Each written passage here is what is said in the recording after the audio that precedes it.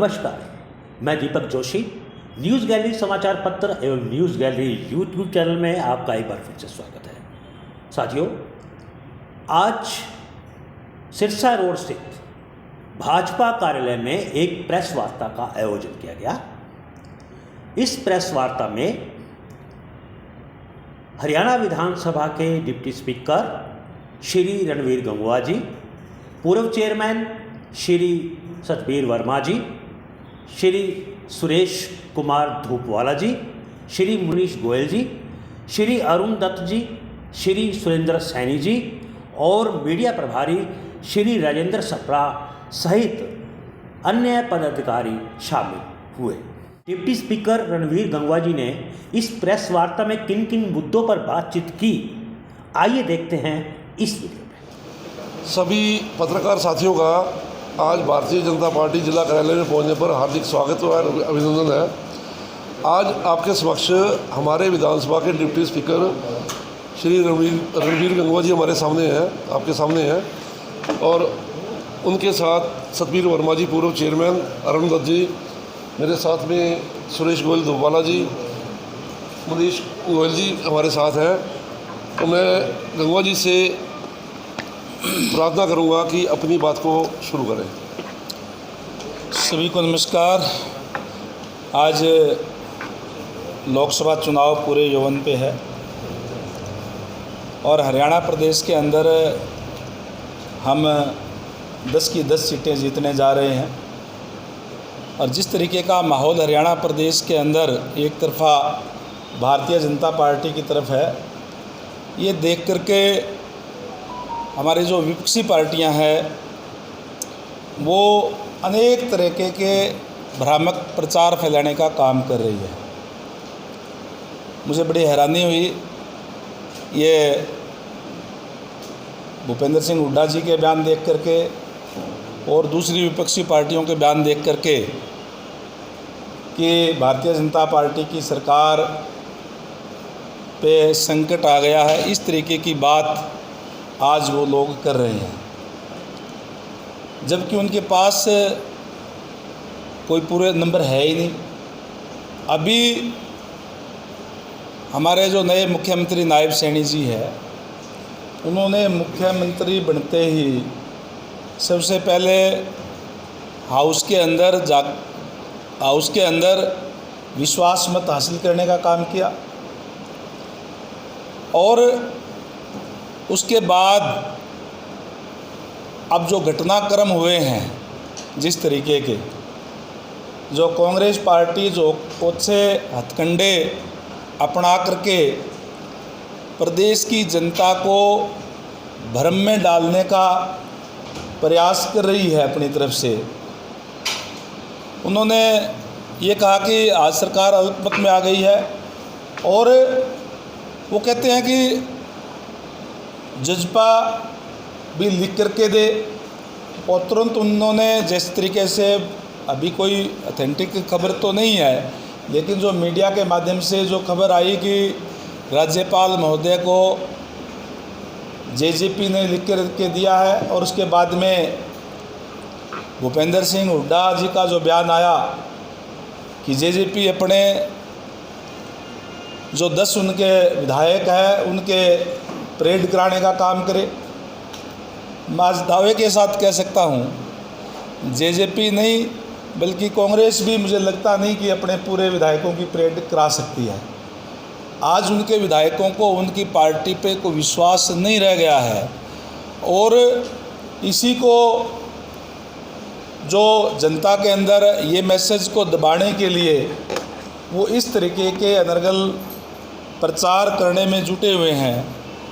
और विशेष रूप से हमारे विपक्षी लोग हैं, भूपेंद्र सिंह हुड्डा जी हैं, उनको भारतीय जनता पार्टी ने जो ओबीसी चेहरे को मुख्यमंत्री बनाने का काम किया है, आज उनको ये बात हजम नहीं हो रही, इसलिए इस टाइप की बात फैलाने का काम कर रहे हैं। और एक ही थैली के चट्टे बट्टे होकर के पूरे विपक्षी जो एक दूसरे के ध्रुव विरोधी दिखाने का काम करते हैं, वो आज इकट्ठे होकर के इस बात का प्रयास करने का काम कर रहे हैं कि हम सरकार को अस्थिर करेंगे, जबकि विधानसभा के अंदर अब तक की जो परंपरा रही है उसमें 6 महीने से पहले अविश्वास प्रस्ताव लाया ही नहीं जा सकता, और ना इनके पास कोई नंबर है।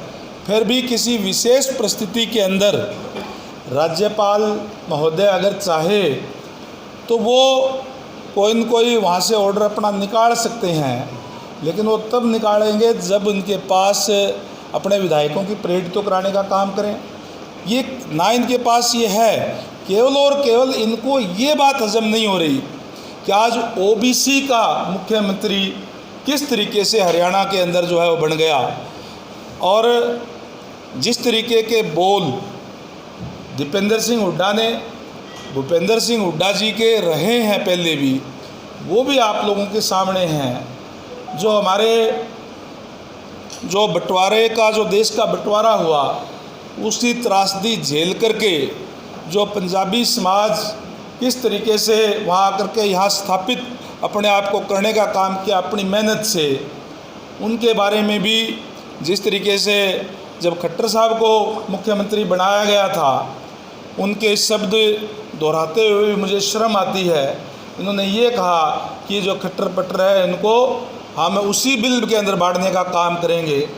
इस तरीके की बात से इनकी मानसिकता जो झलकती है कि किस तरीके की मानसिकता इन कांग्रेस के लोगों की है।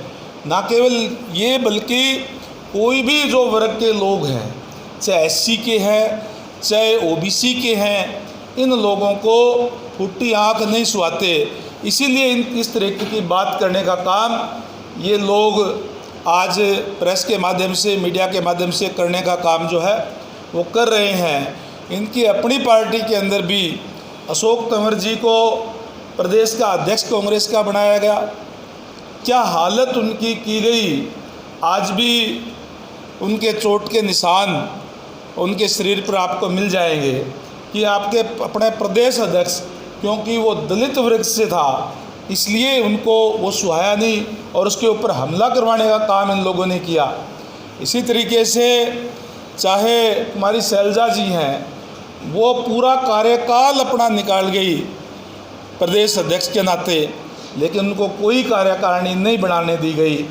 इस तरीके की मानसिकता ये एससी के बारे में, ओबीसी के बारे में रखने वाले लोग हैं, और ये सारी की सारी बातें आज प्रदेश की जनता के सामने आज आ रही हैं, और प्रदेश की जनता भली भांति इनको इस बात को जानती है, और इस चुनाव के अंदर वोट की चोट से इनको इस बात का एहसास कराने के काम हरियाणा प्रदेश की जनता जो है निश्चित तौर पर करने का काम करेगी।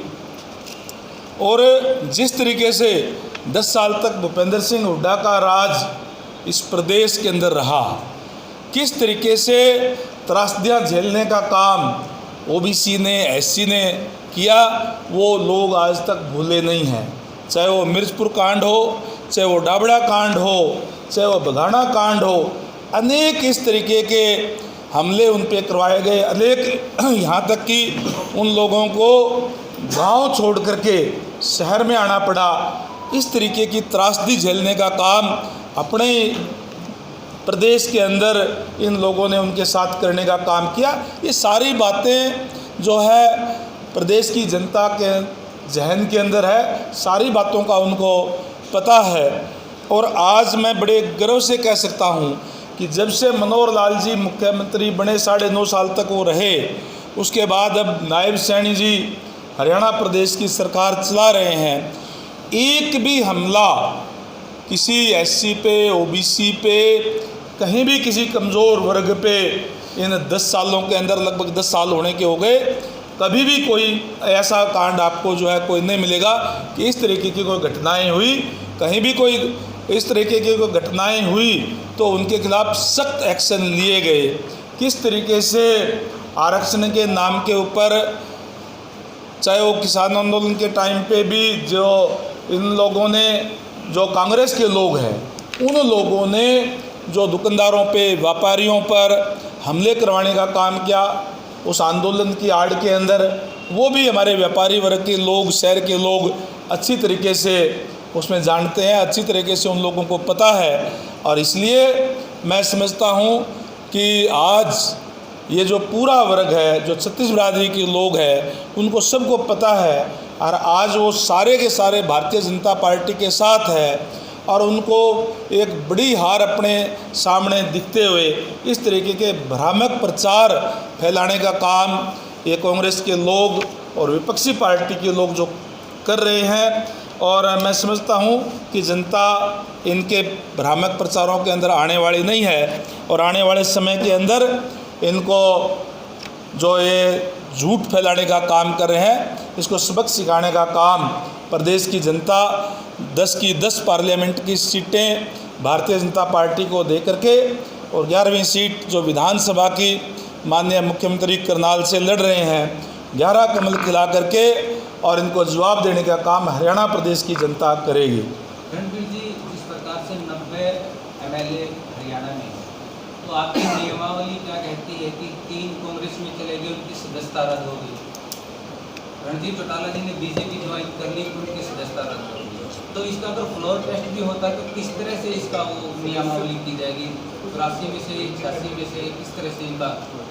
आप अपनी जानकारी अपडेट करें। अभी तक कोई भी विधायक कांग्रेस ज्वाइन उन्होंने नहीं की है और ना ही इस टाइप का हमारे पास कोई आया है। एज ए मैं डिप्टी स्पीकर भी कह सकता हूँ विधानसभा में, और स्पीकर साहब के पास कोई भी ऐसी कोई जानकारी किसी भी विधायक की नहीं आई है कि वो कोई दूसरी पार्टी के अंदर शामिल हुए हैं। मीडिया के माध्यम से ही आया कि उन्होंने कांग्रेस को अपना समर्थन दिया है चुनाव के अंदर। हर कोई दे सकता है, वो दिया है नहीं दिया है, किस तरीके से दिया है, क्या उसके अंदर किया गया है और स्टेडिंग की गई है या क्या किया गया है, वो तो वही जाने। लेकिन इसके अंदर कोई पार्टी ज्वाइन किसी ने नहीं की है। दुष्यंत चौटाला ने अपने जब पहले अविश्वास प्रस्ताव लाया गया था, उन विधायकों को अब्सेंट रहने पर नोटिस जारी किए गए थे। अब वो राज्यपाल जी को लेटर लिख करके कह रहे हैं कि देखिए, राज्यपाल जी को कहें, लेकिन वो नंबर तो दिखाने का काम करें। जो वो कह रहे हैं कि हम जजपा की तरफ से कह रहे हैं कि वो ये भी बताने का काम करें आज जजपा के कितने मेंबर उनके पास है, ये भी वो बताने का काम करें। जब उन्होंने कहा था अपने विधायकों को कि इस विधानसभा स्तर के अंदर जाना ही नहीं, और वो उस टाइम भी 5 विधायक विधानसभा के अंदर गए थे, तो फिर उनके साथ है कहाँ पे? आज उनके पास उनके नेतृत्व के अंदर वो विश्वास खो चुके हैं। कई विधायकों के बयान आ चुके हैं, आपके मीडिया के माध्यम से ही हमने सुना, उनको देखने का काम किया। तो आज उनके नेतृत्व को स्वीकार उनके ही विधायक जो नहीं कर रहे हैं, तो किस तरीके का फ्लोर टेस्ट की बात वो कर रहे हैं, मुझे समझ से बाहर है। गंगवा जी, अभी आपने 2 बातों का जिक्र किया, मिर्चपुर कांड और बगाना कांड। क्या बीजेपी हरियाणा में जातिगत अभी राजनीति करेगी? ये जातिगत राजनीति की बात नहीं कर रहा, मैं कह रहा हूँ कि जो घटनाएं उनके राज्य में हुई, क्या वो कोई भूल सकता है? क्या जो घटनाएं उस टाइम हुई वो भूल सकता है? क्या हमारे जो सम्मानित साथी देश के बंटवारा के समय जो वहाँ से शिफ्ट होकर के यहाँ आए और जो उन्होंने झेला, आज भी हमारे कोई बुजुर्ग उसमें बचे हैं क्योंकि बहुत समय हो गया है, और जब वो कोई बच्चे रहे होंगे उस टाइम पे, बताते हुए आज भी उनकी रूह कांपती है। और उन लोगों के लिए इन्होंने जो शब्द बोले, क्या वो शब्द आपने देखे नहीं? क्या उनके वीडियो आपने देखे नहीं? तो उनका जिक्र नहीं होना चाहिए। ये क्या कोई जातिगत राजनीति की बात मैं कर रहा हूँ? भारतीय जनता पार्टी छत्तीस बिरादरी की पार्टी है और छत्तीस बिरादरी आज भारतीय जनता पार्टी के साथ है। गंगवा जी, भूपेंद्र हुड्डा का बयान है कि जो ये विधानसभा का संकट है सीधा लोकसभा के जो बीजेपी प्रत्याशी हैं उनके ऊपर पड़ने वाला है। देखिए, मैं यही कह रहा हूँ कि भूपेंद्र सिंह हुड्डा जी जो है, उनकी 2 बातें हैं। एक तो उनको जो सामने हार दिख रही है उसको भ्रामक प्रचार करने का काम कर रहे हैं, और एक भारतीय जनता पार्टी ने जो ओबीसी का सीएम बनाया है वो उनको पचा नहीं पा रहे। कि हरियाणा प्रदेश के अंदर ओबीसी का सीएम कैसे बन गए। हरियाणा प्रदेश के अंदर पहले भी उनकी जो मानसिकता थी, उन्होंने जो बयान दिया पंजाबी समाज के प्रति, वो भी आप लोगों ने देखा होगा। वो भी ये पहचान नहीं पा रहे थे कि ये किस तरीके से आज प्रदेश का नेतृत्व कर रहे हैं। प्रदेश का नेतृत्व प्रजातंत्र के अंदर जो जनता चाहती है वो करता है, और आज जनता भारतीय जनता पार्टी के साथ है। उन्होंने उनको सौंपने का काम किया है। ये काम भूपेंद्र सिंह हुड्डा का या दूसरी विपक्षी पार्टियों का नहीं है। साथ साथ ये कहना है कि दुष्यंत चौटाला अपने विधायकों की परेड कराने हम तैयार है, कांग्रेस और जेजेपी। उनको अपने आप पे, इसका मतलब उन पे विश्वास नहीं है। उन्होंने पहले कहा कि आप लिख के दीजिए, लिख के दे दिया, उसके लिए इकट्ठे हो रहे हैं। आप परेड कराएंगे कहाँ से? मैं ये मान के चलता हूँ कि दोनों पार्टियाँ मिलकर के भी 25 एमएलए इकट्ठे नहीं कर पाएगी। आप तो परेड कराने की बात कर रहे हैं। क्या भूपेंद्र सिंह हुड्डा अपने विधायकों की सारों की परेड करा देंगे?